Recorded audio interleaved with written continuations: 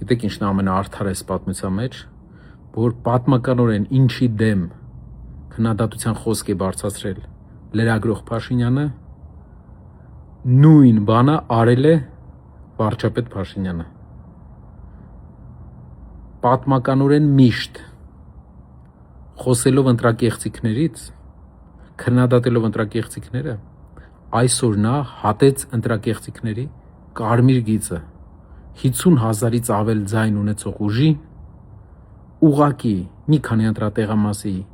ձայներ չեղյալ հայտարարելով դուրս թողեց ազգային ժողովից, դրանով իսկ խլելով մեր ժողովրդից Ալիևի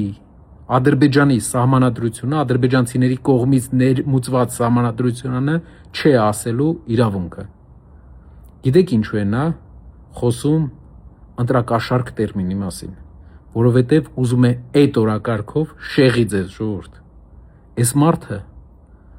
արել է Հայաստանի պատմության մեջ ամենակոպիտ ընտրակեղծիքը։ Նա ուղակի դուրս է անել